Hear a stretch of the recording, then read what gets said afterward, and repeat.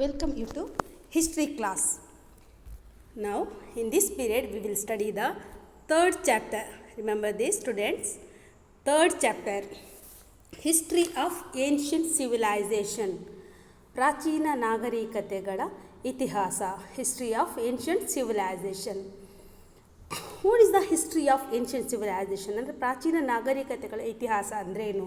ಈ ಪ್ರಾಚೀನ ನಾಗರಿಕತೆಗಳ ಇತಿಹಾಸ ಇದರಲ್ಲಿ ಬರುವಂತಹ ಪ್ರಮುಖ ವಿಷಯಗಳು ಯಾವುದು, ಯಾವ್ಯಾವ ನಾಗರಿಕತೆಗಳ ಬಗ್ಗೆ ನಾವೀಗ ಅಧ್ಯಯನ ಮಾಡಬೇಕಾಗಿದೆ ಎಂಬುದರ ಬಗ್ಗೆ ತಿಳ್ಕೊಳ್ಳುವ. ಈಗ history of ancient civilization, first of all we will study the introduction and next the Egyptian civilization, Mesopotamian civilization, Chinese civilization. First one, what is meaning word of civilization? civilization ಎನ್ನುವಂಥ ಪದದ ಅರ್ಥವೇನು, ಅಥವಾ ಈ ಸಿವಿಲೈಸೇಷನ್ ಎನ್ನುವಂಥದ್ದು ಹೇಗೆ ಬೆಳವಣಿಗೆ ಆಯಿತು, how to develop the civilisation, ಹೇಗೆ ನಾಗರಿಕತೆ ಎನ್ನುವುದು ಹೇಗೆ ಬೆಳವಣಿಗೆ ಆಯಿತು, ಇದಕ್ಕೆ ಸಹಾಯಕವಾದ ಅಂಶಗಳು ಯಾವುದು ಎನ್ನುವುದರ ಬಗ್ಗೆ ನಾವು ಮೊದಲನೇದಾಗಿ ತಿಳ್ಕೊಳ್ಳುವ. First one, invention that helped the growth of civilization. Invention that helped the growth of civilization, ನಾಗರಿಕತೆಗಳ ಬೆಳವಣಿಗೆಗೆ ಸಹಾಯಕವಾದ ಸಂಶೋಧನೆಗಳು ಯಾವುದು, ಅಂದರೆ ಯಾವ್ಯಾವ ಸಂಶೋಧನೆಗಳನ್ನೆಲ್ಲ ಮಾಡಲಾಯಿತು ನಾಗರಿಕತೆ ಬೆಳವಣಿಗೆ ಆಗಬೇಕಾದ್ರೆ.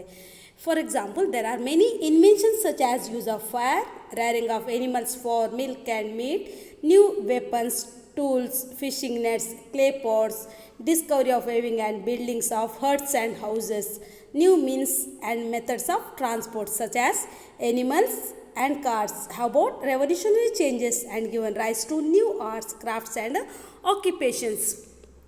ಅಂದರೆ ಈ ಒಂದು ನಾಗರಿಕತೆಗಳನ್ನು ಸಂಶೋಧನೆ ಅಥವಾ ನಾಗರಿಕತೆಗಳ ಬೆಳವಣಿಗೆಗೆ ಯಾವ ಅಂಶ ಸಹಾಯಕವಾದ ಅಥವಾ ಯಾವ್ಯಾವ ಸಂಶೋಧನೆಗಳನ್ನು ಕಂಡುಹಿಡಿಯಲ್ಪಟ್ಟವು ಅಂತ ಹೇಳಿದೆ. First one, the rearing of animals, ಅಂದರೆ ಪ್ರಾಣಿಗಳ ಅಂದರೆ ಮಾಂಸಕ್ಕಾಗಿ ಪ್ರಾಣಿಗಳ ಸಾಕಣೆ ಆಗಿರ್ಬೋದು, ಹೈನುಗಾರಿಕೆ ಆಗಿರ್ಬೋದು, ಉಪಕರಣಗಳಾಗಿರ್ಬೋದು, ಲೋಹದ ಪಾತ್ರೆಗಳು, ಬೆಂಕಿಯ ಉಪಯೋಗ, ಬಟ್ಟೆ ನೇಯುವುದಾಗಿರ್ಬೋದು, ಅಥವಾ ಹೊಸ ಸಾಗಾಟದ ಸಾಮಗ್ರಿಗಳು, ವಿಶೇಷವಾಗಿ ಸಾಗಾಟಕ್ಕೆ ಹಿಂದಿನ ಕಾಲದಲ್ಲಿ ಪ್ರಾಣಿ ಮತ್ತು ಚಕ್ಕಡಿಗಳ ಬಳಕೆಯನ್ನು ಮಾಡಲಾಗ್ತಾಯಿತ್ತು.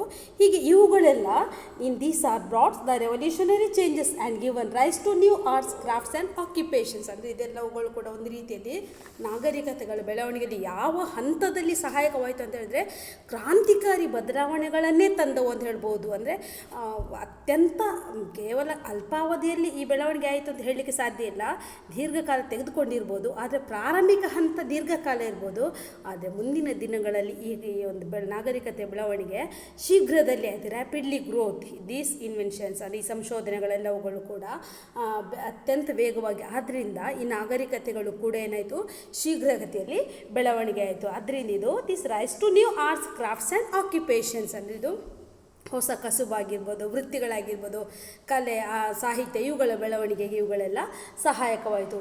ಇನ್ became the quotation the moving wheels made the civilizations, ಅಂದರೆ ತಿರುಗುವ ಚಕ್ರಗಳು ನಾಗರಿಕತೆಗಳನ್ನು ಬೆಳೆಸಿದವು ಎನ್ನುವಂಥ ಒಂದು ಮೆನ್ಷನ್ ಮಾಡಲಾಗಿದೆ, ಇತಿಹಾಸದಲ್ಲಿ ಮೆನ್ಷನ್ ಮಾಡಲಾಗಿದೆ. ಅಂದರೆ ಮನುಷ್ಯ ಏನು ಮಾಡಿದ ಅಂತ ಹೇಳಿದರೆ, ಮಾನವ ನಂತರ ದಿನಗಳಲ್ಲಿ the invention of moving wheel by man bought the major changes in the profession of Potter, carpenter, black Smith, rope maker and transport systems. ಅಂದರೆ ಈ ಒಂದು ಮಾನವನ ತಿರುಗುವ ಚಕ್ರವನ್ನು ಯಾವಾಗ ಕಂಡು ಹಿಡಿದ್ನೋ ಅದು ಏನಕ್ಕೆ ದಾರಿ ಮಾಡಿಬಿಟ್ಟು this pave the way of development of ಕಾರ್ಪೆಂಟರಿ, ಅಂದರೆ ಈ ಬೇರೆ ಬೇರೆ ವೃತ್ತಿಗಳು, Potter, carpenter, black Smith's, transport system, ಇದಕ್ಕೆಲ್ಲ ಇವುಗಳೆಲ್ಲ ಬೆಳವಣಿಗೆಗೆ ಇದು ಸಹಾಯಕ. It also increase the phase of growth of civilisation. ಅಂದರೆ ಇವುಗಳೆಲ್ಲವುಗಳು ಕೂಡ ಏನಾದವು ಅಂತ ಹೇಳಿದರೆ, ಈ ಎಲ್ಲ ಬದಲಾವಣೆಗಳನ್ನು ತರುವುದರ ಜೊತೆಯಲ್ಲಿ ನಾಗರಿಕತೆಯ ಬೆಳವಣಿಗೆಯು ಅತ್ಯಂತ ವೇಗದಲ್ಲಿ ಇದೆ, rapidly growth.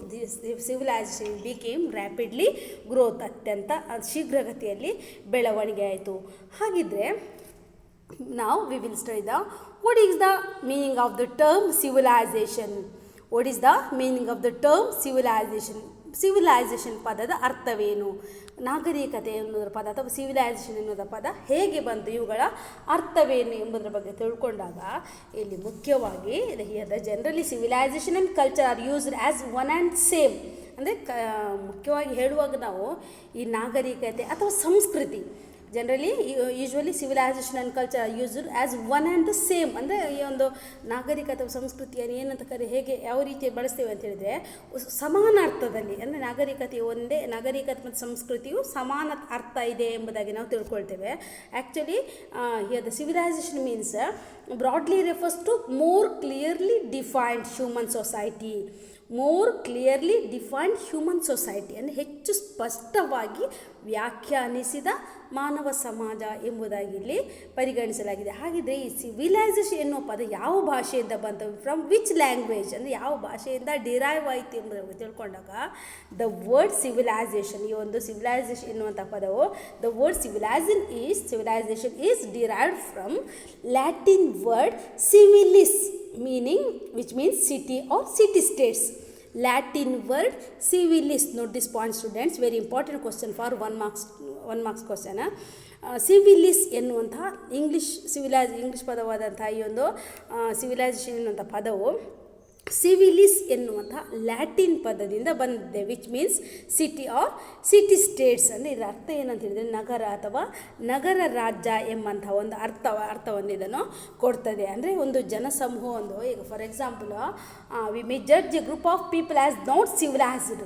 We may judge a group of people as not civilized but have a culture of their own. ಅಂದರೆ ಒಂದು ಸಂದರ್ಭದಲ್ಲಿ ಈಗ ಒಂದು ಮಾನವನ ಒಂದು ಗುಂಪು ಅಥವಾ ಈಗ ಜನಸಮೂಹ, ಒಂದು ಕಡೆ ಸೇರಿದ ಜನಸಮೂಹವನ್ನು ಅವರು ಅನಾಗರಿಕರು ಎಂಬುದಾಗಿ ನಾವು ಪರಿಗಣಿಸಿರ್ಬೋದು. ಆದರೆ ಇನ್ ಸ್ಪೈಟ್ ಆಫ್ ದಿಸ್, ಅಂದರೆ ಅದಾಗ್ಯೂ ಕೂಡ ಅವರು ಅನಾಗರಿಕರಾಗಿದ್ದರೂ ಕೂಡ they had their own culture, ಆದರೆ ಅವರು ತಮ್ಮದೇ ಆದಂತಹ ಸಂಸ್ಕೃತಿಯನ್ನು ಹೊಂದಿದ್ದಾರೆ. ಆದ್ದರಿಂದ one can say that civilization is what we have. One can say that civilization is what we have and culture is what we are. Students, note this point. Civilization is what we have, culture is what we are. ಅಂದರೆ ನಾಗರಿಕತೆ ಅಂದರೆ ನಾವೇನು ಈ ಸಂಸ್ಕೃತಿಯನ್ನು ಒಂದು ಸಂಸ್ಕೃತಿಯ ಬಗ್ಗೆ ಹೇಳುವುದಾದರೆ, ನಾಗರಿಕತೆ ಆದರೆ ನಾವೇನಾಗಿದ್ದೇವೆ ಎಂಬುದನ್ನು ಹೇಳ್ತದೆ. ಅಂದರೆ ಈ ಒಂದು ನಾವೇನು ಹೊಂದಿದ್ದೇವೆ, ನಾಗರಿಕತೆ ನಾವೇನು ಹೊಂದಿದ್ದೇವೆ ಎಂಬುದನ್ನು ನಾಗರಿಕತೆ ಹೇಳಿದರೆ, ವಾಟ್ ವಿ ಆರ್, ನಾವೇನಾಗಿದ್ದೇವೆ ಎಂಬುದನ್ನು ಸಂಸ್ಕೃತಿ ತಿಳಿಸಿದೆ totally. Here the civilization refers to our material gains. ಅಂದರೆ ನಾಗರಿಕತೆ ಎಂಬುದು ಒಂದು ಭೌತಿಕ ಸಾಧನೆಗಳಿಗೆ related to the material gains, ಅಂದರೆ ಭೌತಿಕ ಸಾಧನೆಗಳಿಗೆ ಸಂಬಂಧಿಸಿದಾಗ. So the culture refers to our spiritual and philosophical gains or achievements. ಅಂದರೆ ಈ ಒಂದು ಸಂಸ್ಕೃತಿ ಎಂಬುದು ವೈಚಾರಿಕ, ಆಧ್ಯಾತ್ಮಿಕ ಮತ್ತು ತತ್ವಜ್ಞಾನ ಕ್ಷೇತ್ರದ ಸಾಧನೆ ಅಥವಾ ಒಂದು ಸಿದ್ಧಿಯಾಗಿದೆ ಎಂಬುದಾಗಿ ನಾವು ಹೇಳಬಹುದಾಗಿದೆ. ಈಗ here let us now study what is the differences in between the civilization and culture. Note this point students, very important question. What is the differences in between the culture and civilization? ನಾಗರಿಕತೆ ಮತ್ತು ಸಂಸ್ಕೃತಿ ಇವುಗಳ ಮಧ್ಯೆ ಇರುವಂತಹ ವ್ಯತ್ಯಾಸಗಳೇನು ಎಂಬುದರ ಬಗ್ಗೆ ತಿಳ್ಕೊಳ್ಳೋದು very important question for 5 marks. Here the first point, in the culture, the first one, the culture of it is more internal. ಅಂದರೆ ಈ ಒಂದು ಸಂಸ್ಕೃತಿ ಎನ್ನುವುದು ಬಹಳಷ್ಟು ಭಾಗ ಮಾನವನ ಇಂಟರ್ನಲ್, ಅಂದರೆ ಅಂತರ್ಗತವಾಗಿರುವಂಥದ್ದು, ಆಂತರಿಕವಾಗಿರುವಂಥದ್ದು. Most of it is internal. ಯಾವುದು ಸಂಸ್ಕೃತಿ most of it is internal. And civilization it is external. ಇದೇನಾಗಿತ್ತು, civilization it is an external. ಇದು ಬಾಹ್ಯ ಸ್ವರೂಪವನ್ನು ಹೊಂದಿರುವಂಥದ್ದು. Next the second point, very important question.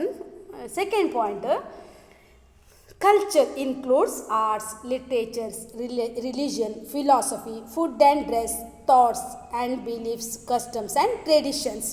But the civilization includes towns, cities, villages, buildings, bridges, transport and technology. ಅಂದರೆ ಸಂಸ್ಕೃತಿ ಎನ್ನುವಂಥದ್ದು ಯಾವುದನ್ನೆಲ್ಲ ಒಳಗೊಂಡಿದೆ ಅಂದರೆ ಆರ್ಟ್, ಲಿಟ್ರೇಚರ್ಸ್, ಕಲೆ, ಸಾಹಿತ್ಯ, ಧರ್ಮ, ಪದ್ಧತಿ, ಆಚಾರ ವಿಚಾರ, ಉಡುಗೆ ತೊಡುಗೆ, ಇವುಗಳೆಲ್ಲವುಗಳನ್ನು ಒಟ್ಟಾಗಿ ನಾವೇನಂತ ಕರಿತೀವಿ, ಅದೊಂದು ಸಂಸ್ಕೃತಿ. ನಮ್ಮ ಸಾಹಿತ್ಯ ಏನು, ನಮ್ಮ ಧರ್ಮ ಏನು, ನಮ್ಮ ಆಚಾರ ವಿಚಾರಗಳೇನು, ಪದ್ಧತಿಗಳು ಯಾವುದು, ಉಡುಗೆ, ಅದು ಒಂದು ಸಂಸ್ಕೃತಿ, ಪರಂಪರೆ. ನಮ್ಮ ಪರಂಪರೆಯಾದ ಗ್ಲೋರಿಯಸ್ ಕಲ್ಚರ್ ಅಂದರೆ ಅತ್ಯಂತ ಭವ್ಯ ಪರಂಪರೆ ಎಂಬುದಾಗಿ ಹೇಳ್ಬೋದು. ಆದರೆ ನಾಗರಿಕತೆ ಹಾಗಲ್ಲ. ನಾಗರಿಕತೆ ಏನಂತ ತಿಳಿಸ್ತದೆ ಅಂತ ಹೇಳಿದ್ರೆ ಇದು towns, buildings, bridges, transport, cities, villages, technology ಇವುಗಳನ್ನೆಲ್ಲ ತಿಳಿಸುವಂಥದ್ದು. ಅಂದರೆ ಹಳ್ಳಿಗಳಿರ್ಬೋದು, ಪಟ್ಟಣಗಳಿರ್ಬೋದು, ತಂತ್ರಜ್ಞಾನ ಇರ್ಬೋದು, ರಸ್ತೆ ಸಾರಿಗೆ ಸಂಪರ್ಕ ಇರ್ಬೋದು, ನಗರಗಳಿರ್ಬೋದು, ಇವುಗಳೆಲ್ಲವುಗಳನ್ನು ತಿಳಿಸುವಂಥದ್ದು ಸಿವಿಲೈಸೇಷನ್. ಅಂದರೆ ಇದು ಇಷ್ಟೇ ವ್ಯತ್ಯಾಸ. ಸಂಸ್ಕೃತಿ, ಕಲೆ, ಸಾಹಿತ್ಯ, ಧರ್ಮ ಇವುಗಳ ಬಗ್ಗೆ ತಿಳಿಸಿದರೆ ನಾಗರಿಕತೆ civilization tells us about the villages, cities, communications and technology and buildings ಇವುಗಳ ಬಗ್ಗೆ ಎಲ್ಲ ಯಾವುದು ತಿಳಿಸ್ತದೆ? ನಾಗರಿಕತೆ ತಿಳಿಸ್ತದೆ. Third point, it has no standards of measurement. Culture has no stand of measurement. ಅಂದರೆ ಸಂಸ್ಕೃತಿ ಇದನ್ನು ಯಾವತ್ತೂ ಕೂಡ ಏನು ಮಾಡಲಿಕ್ಕೆ ಸಾಧ್ಯ ಇಲ್ಲ. ನೋ ಸ್ಟ್ಯಾಂಡರ್ಡ್ಸ್ ಆಫ್ ಮೆಜರ್ಮೆಂಟ್, ಇವುಗಳನ್ನು ಅಳತೆ ಮಾಡಲಿಕ್ಕೆ ಸಾಧ್ಯ ಇಲ್ಲ. But the civilisation has standards of measurement. ಅದು ಸಿವಿಲೈಸೇಷನ್ ಏನಾಗಿದೆ? ಅಳತೆಗೆ ಒಳಪಟ್ಟಿದೆ. ಸಂಸ್ಕೃತಿಯನ್ನು ಅಳತೆ ಮಾಡಲು ಸಾಧ್ಯ ಇಲ್ಲ. ಸಿವಿಲೈಸೇಷನ್ ಅಳತೆಗೆ ಒಳಪಟ್ಟಿದೆ. Next fourth point, it is the way we believe, behave, think and act. Culture way we believe, behave, think and art ಅಂದರೆ ಆ್ಯಕ್ಟ್, ಥಿಂಕ್ ಆ್ಯಂಡ್ ಆ್ಯಕ್ಟ್. ಈ ಸಂಸ್ಕೃತಿ ಎನ್ನುವಂಥದ್ದು ಏನಂತ ತಿಳಿಸ್ತಂತ ಹೇಳಿದರೆ ನಂಬಿಕೆ, ನಡತೆ ಮತ್ತು ನಮ್ಮ ವಿಚಾರ ಶೈಲಿ ಇವುಗಳಿಗೆ ರಿಲೇಟೆಡ್. ಅಂದರೆ ನಮ್ಮ ವಿಚಾರ ಶೈಲಿ ಹೇಗಿದೆ, ನಮ್ಮ ನಂಬಿಕೆ ಯಾವ ರೀತಿ, ಅದನ್ನೆಲ್ಲ ಸಂಸ್ಕೃತಿ ತಿಳಿಸ್ತದೆ. ಆದರೆ ಸಿವಿಲೈಸೇಷನ್ಗೆ ಬಂದಾಗ it is the material attainments, gains and facilities use to make the life more comfortable. ಅಂದರೆ ನಾಗರಿಕತೆಗೆ ಬಂದಾಗ it is the material attainment. ಅಂದರೆ ನಾವು ಸಂಪಾದಿಸಿದ ಭೌತಿಕ ವಸ್ತುಗಳು ಯಾವುದು, ನಮ್ಮ ಗಳಿಕೆಗಳೇನು, ಅಥವಾ ನಮ್ಮ ಸೌಲಭ್ಯಗಳನ್ನು ಬಳಸಿಕೊಂಡು ನಮ್ಮ ಜೀವನವನ್ನು ಉತ್ತಮಪಡಿಸುವಂಥದ್ದು, ಈ ಅಂಶಗಳನ್ನೆಲ್ಲ ನಾಗರಿಕತೆ ತಿಳಿಸ್ತದೆ. Next fifth one, it cannot be said to be always advancing. It cannot to be said to be always advancing, but the civilization, it is always advancing. Civilization always advancing. Culture, it cannot be said to be always advancing. ಅಂದರೆ ಸಂಸ್ಕೃತಿ ಇದು ಬೆಳೀತಾ ಇರ್ತದೆ ಎಂಬುದಕ್ಕೆ ಖಚಿತವಾಗಿ ಹೇಳಲಿಕ್ಕೆ ಸಾಧ್ಯ ಇಲ್ಲ. ಸಂಸ್ಕೃತಿಯನ್ನು ನಿರಂತರವಾಗಿ ಬೆಳೀತಾನೇ ಇರ್ತದೆ ಅಥವಾ ನಿರಂತರವಾಗಿ ಹೀಗೆ ಇರ್ತದೆ, ಹೀಗೆ ಇರಬಹುದು, ಬೆಳೀತಾನೆ ಹೋಗ್ತದೆ ಎಂಬುದಕ್ಕೆ ಖಚಿತವಾಗಿ ಹೇಳಲಿಕ್ಕೆ ಸಾಧ್ಯ ಇಲ್ಲ. But the civilization always advancing. ಅಂತ ಸಿವಿಲೈಸೇಷನ್ ಏನು ಮಾಡ್ತದೆ? ಯಾವತ್ತಿಗೂ ಕೂಡ ಬೆಳೀತಾನೆ ಇರ್ತದೆ. ಹೀದ culture, next point, the culture comes earlier. ಅಂದರೆ ಒಂದು ನಾಗರಿಕತೆ ಪ್ರಾರಂಭವಾಗೋದಕ್ಕಿಂತ ಮೊದಲೇ ಸಂಸ್ಕೃತಿ ಮೊದಲು ಬರ್ತದೆ. ಸಂಸ್ಕೃತಿ ಎನ್ನುವುದು ಕಲ್ಚರ್ ಕಮ್ಸ್ ಅರ್ಲಿಯರ್. ಅಂದರೆ ಸಂಸ್ಕೃತಿ ಎನ್ನುವುದು ಏನು ಬರ್ತದೆ? ಮೊದಲು ಬರ್ತದೆ. But the civilisation grows later. ಆದರೆ ನಾಗರಿಕತೆ ಎನ್ನುವುದು ನಂತರದಲ್ಲಿ ಬರುವಂಥದ್ದು. ನಾಗರಿಕತೆ ಎನ್ನುವುದು ನಂತರದಲ್ಲಿ ಬೆಳವಣಿಗೆ ಆಗುವಂಥದ್ದು. ಮೊದಲು ಸಂಸ್ಕೃತಿ ಬರ್ತದೆ, ನಂತರದಲ್ಲಿ ನಾಗರಿಕತೆ. First the culture comes earlier, but the civilisation grows later. ಆದರೆ ನಾಗರಿಕತೆ ಏನು ಮಾಡ್ತದೆ? ನಂತರದಲ್ಲಿ ಬೆಳೆಯುತ್ತದೆ, ಅಥವಾ ನಂತರ ದಿನಗಳಲ್ಲಿ ನಿಧಾನವಾಗಿ ಬೆಳೆಯುತ್ತದೆ. And next point, there can be a culture without civilization. Next, the last point, there can be a culture without civilization. Note this point, students. Culture without civilization. ಅಂದರೆ ಇಲ್ಲಿ ಸಂಸ್ಕೃತಿ, ನಾಗರಿಕತೆ ಇಲ್ಲದೆ ಸಂಸ್ಕೃತಿ ಇರಬಹುದು. ಒಂದು ನಾಗರಿಕತೆ ಇದ್ದೇ ಸಂಸ್ಕೃತಿ ಇರಬೇಕು ಎನ್ನುವಂತಹ ಒಂದು ಪ್ರತೀತಿ ಏನಿಲ್ಲ. There can be the culture without civilisation. ಅಂದರೆ ನಾಗರಿಕತೆ ಇಲ್ಲದ ಸಂಸ್ಕೃತಿ ಇರ್ಬೋದು, ಆದರೆ but there cannot be a civilisation without culture. There cannot be a civilisation without culture. ಅಂದರೆ ಸಂಸ್ಕೃತಿ ಇಲ್ಲದೆ ನಾಗರಿಕತೆ ಇರಲಾರದು. ಅಂದರೆ ಸಂಸ್ಕೃತಿ ಇಲ್ಲದೆ ನಾಗರಿಕತೆ ಇರಲಿಕ್ಕೆ ಸಾಧ್ಯವೇ ಇಲ್ಲ. ಅಂದರೆ ನಾಗರಿಕತೆಗೆ ಒಂದು ನಾಗರಿಕತೆ ಅನಿಸ್ಕೊಳ್ಬೇಕಂತಾದರೆ ಅದಕ್ಕೆ ಸಂಸ್ಕೃತಿ ಬೇಕೇ ಬೇಕು. ಈಗ ಸಂಸ್ಕೃತಿ ಅನಿಸ್ಕೊಳ್ಬೇಕಾದ್ರೆ ಅದಕ್ಕೆ ನಾಗರಿಕತೆ ಇದ್ದೇ ಸಂಸ್ಕೃತಿ ಅಂತ ಹೇಳಬೇಕಂತಿಲ್ಲ. ನಾಗರಿಕತೆ ಇಲ್ಲದೇನೂ ಸಂಸ್ಕೃತಿ ಇರಬಹುದು, ಬಟ್ ಸಂಸ್ಕೃತಿ ಇಲ್ಲದೆ ನಾಗರಿಕತೆ ಇರಲಾರದು. There cannot be a civilisation without culture. ಖಂಡಿತವಾಗಲೂ ಸಂಸ್ಕೃತಿ ಇಲ್ಲದೆ ನಾಗರಿಕತೆ ಇರಲಾರದು. Okay student, so now we will study the river valleys. River valleys, the cradles of civilization. Note this point students. River valleys, cradles of civilization. ಅಂದರೆ ನದಿ ದಡಗಳು. ನಾಗರಿಕತೆಯ ತೊಟ್ಟಿಲು. Very important question for 2 marks. Note this point students, very important question for 2 marks. River valleys, the cradles of civilization. The most of the civilizations in the world developed on the banks of the rivers.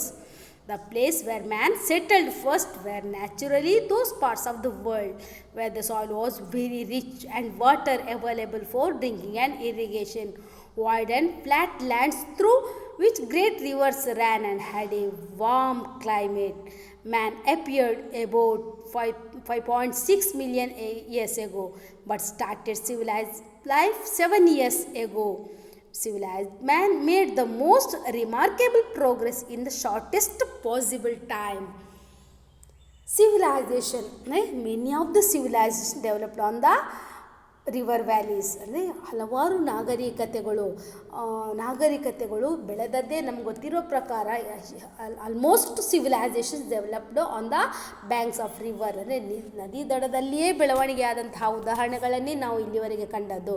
ಯಾಕೆ ಹಾಗೆ ನದಿ ದಡದಲ್ಲಿಯೇ ಯಾಕೆ ನಾಗರಿಕತೆ ಬೆಳವಣಿಗೆ ಆಯಿತು, ಬೇರೆ ಎಲ್ಲೂ ಬೆಳವಣಿಗೆ ಆಗಲಿಕ್ಕೆ ಯಾಕೆ ಸಾಧ್ಯವಾಗಲಿಲ್ಲ, ನದಿ ದಡದಲ್ಲಿ ಯಾಕೆ ಬೆಳವಣಿಗೆ ಆಯಿತು ಅಂತ ಹೇಳಿದರೆ, ಇಲ್ಲಿ ನೋಡಿ, first of all fertile soil are the soil was very rich and water available for drinking and irrigation.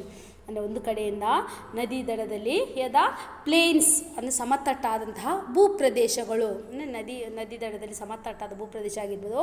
Fertile soils and water supply, water available for drinking and irrigation. ಅಂದರೆ ನೀರಾವರಿಗೆ ಮತ್ತು ಕುಡಿಯಲು ಸಾಕಷ್ಟು ಪ್ರಮಾಣದಲ್ಲಿ ನೀರು ಈ ನದಿ ದಡದಲ್ಲಿ ದೊರಕಿತು. ಮತ್ತು ನದಿ ದಡದಲ್ಲಿ ಫಲವತ್ತಾದಂತಹ ಮಣ್ಣು ಶೇಖರವಾಗಿತ್ತು. ಅದು ಹೇಗೆ ಫಲವತ್ತಾದ ಮಣ್ಣು ಶೇಖರವಾಗಿತ್ತು ಅಂತ ಹೇಳಿದರೆ, during the period of the rain or flood, ಅಂದರೆ ಪ್ರವಾಹದ ಸಂದರ್ಭದಲ್ಲಾಗಿರ್ಬೋದು ಅಥವಾ ಮಳೆಯ ಸಂದರ್ಭದಲ್ಲಾಗಿರ್ಬೋದು, ಬೆಟ್ಟ ಗುಡ್ಡಗಳಿಂದ ಹರಿದು ಬಂದಂತಹ ನೀರು ನದಿಯಾಗಿ ಹರಿದರೆ ಈ ಬೆಟ್ಟ ಗುಡ್ಡಗಳಲ್ಲಿ ತರಗೆಲೆಗಳೆಲ್ಲ ಬಿದ್ದು ಅಲ್ಲಿ ಏನಾಗಿದೆ, ಅದು ಉತ್ತಮವಾದ ಗೊಬ್ಬರವನ್ನು ತಯಾರಿಸ್ತದೆ.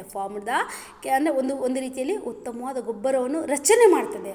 ಆ ಗೊಬ್ಬರಯುತವಾದಂತಹ ಮಣ್ಣು, ಫರ್ಟೈಲ್ ಸಾಯಿಲ್ ಏನಾಗ್ತದೆ, ಫ್ಲೋವಿಂಗ್ ಅಂದರೆ ಇಲ್ಲಿ ಈ ಒಂದು ಪ್ರವಾಹ ಸಂದರ್ಭದಲ್ಲಿ ನೀರಿನ ಜೊತೆಯಲ್ಲಿ ಹರಿದು ಬಂದು ಅದು ಎಲ್ಲಿ ಶೇಖರವಾಗ್ತದೆ ಅಂತ ಹೇಳಿದರೆ ನದಿ ದಡದಲ್ಲಿ ಶೇಖರವಾಗ್ತದೆ. ಹಾಗಾಗಿ ಈ ನದಿ ದಡ ಏನಾಗ್ತದೆ, ಫರ್ಟೈಲ್ ಸಾಯಿಲ್ ಅಂದರೆ ಅತ್ಯಂತ ಫಲವತ್ತಾದ ಮಣ್ಣು, ನದಿ ದಡದಲ್ಲಿ ಅತ್ಯಂತ ಫಲವತ್ತಾದಂತಹ ಮಣ್ಣು ಉಂಟಾಗ್ತದೆ. ಆ್ಯಂಡ್ ಅಷ್ಟು ಮಾತ್ರವಲ್ಲದೆ ಇಲ್ಲ ವಾರ್ಮ್ ಕ್ಲೈಮೇಟ್, ಬೆಚ್ಚಗಿನ ವಾಯುಗುಣ, ನದಿ ದಡದಲ್ಲಿರುವಂತಹ ಒಂದು ವಾರ್ಮ್ ಕ್ಲೈಮೇಟ್, ಮ್ಯಾನ್ ಅಪಿಯರ್ಡ್ ಅಂದರೆ ಬೆಚ್ಚಗಿನ ವಾಯುಗುಣ, ಇವುಗಳು ಸಾಮಾನ್ಯವಾಗಿ ನದಿ ಬಯಲುಗಳಲ್ಲಿ ದೊರೆಯುವುದರಿಂದ ಮನುಷ್ಯ ಏನು ಮಾಡ್ತಾನೆ, ಅಲ್ಲಿ settled on the banks of river valleys.